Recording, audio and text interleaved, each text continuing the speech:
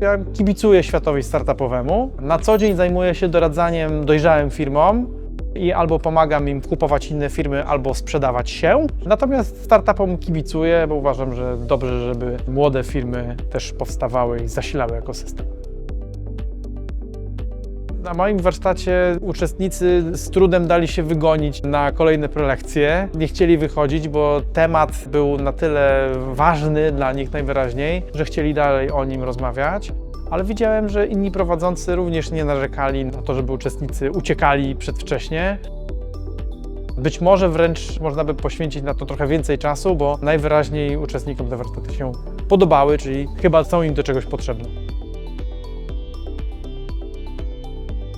Wartościowe, potrzebne, nie mogę się doczekać na kolejne.